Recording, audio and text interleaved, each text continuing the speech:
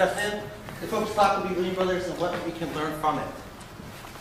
So Lehman Brothers went bankrupt in September 15, 2008. It was the fourth largest investment bank. It ran an international affiliate structure with Lehman Brothers UK managing its European operations. This bankruptcy caused mass disruption in the credit markets.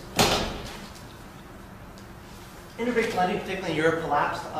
Central banks had to inject liquidity and became the market counterparty of choice. Which actually brings up the question, what was so significant about Lehman Brothers bankruptcy? Why was it so important?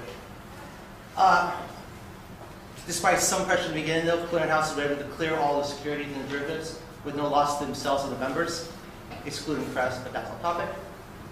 Rather, the systemic risk arose out of their rehypothecation, or the system use of rehypothecation.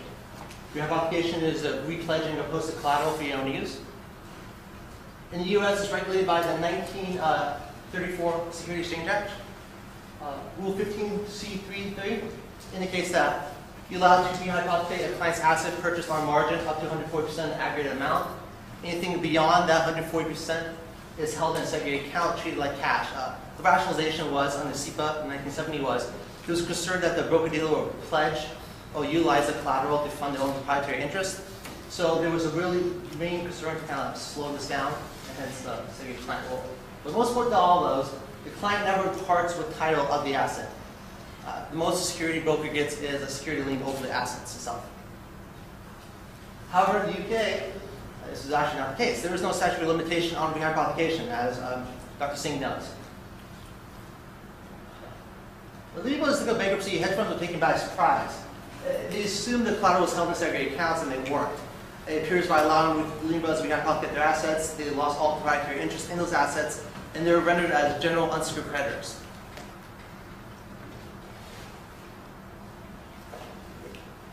The question is how they actually fall into this situation is kind of interesting to see. The prime broker account allows the transferring of the collateral from the US subsidiary to the UK subsidiary. This was called scenario margining. It was allowed because it allowed you to get around the Reg T limitations for lending, and it also allowed them to get around the 140% rehypothecation limitations of the US. From the hedge fund's perspective, the only thing that mattered was additional leveraging. By allowing scenario margining, allowing the transferring of the collateral to the UK subsidiary, they allowed to leverage out to like 10%, 10 times 1. A lot higher than 15C33 will allow, and that's all that mattered. I actually got the pleasure to talk to a prime broker from Goldman Sachs, and I asked him, how did this happen? Didn't they know? And he said, well, you phrased it was, Stephen, it was a very slim possibility. We never really thought much about it. No one really cared. Hedge fund attorneys also said the same thing. No one really thought, and the whole market is push, push, push, leverage, leverage, leverage. All we wanted was leverage, and no one actually assumed prime broker will go down, which is actually kind of interesting because all risk models always modeled from the hedge fund taking down the prime broker, not the prime broker taking down the hedge funds. Amaret, long-term capital. The focus was always one way, not the opposite way. They were obviously not cognizant of the risk of what would happen if a prime broker would fail. They assumed that security protection accounts were the same. Unfortunately, they're actually not the same. You see Article 8. It applies that a prime broker is allowed to reuse collateral if they have possession or control of the collateral. In the UK, it's different. It has to be an outright transfer. While it's subtle, the differences is actually quite significant. In English law, when the prime broker actually rehypothecates the assets, the title for the assets is actually transferred to themselves. Hence, it actually extinguishes all proprietary interest that the client has in the assets, and they're actually left as just nothing more than a credit claim against it. It's complete transferring of the asset. You have to transfer the ownership of the asset to the prime broker to rehypothecate it. In the US, of course, it's not the case. The client always retains title, proprietary interest in the asset, and the prime broker only gets a security lien. Legal risk of this nature has obviously systemic implications when the gap in law is finally realized.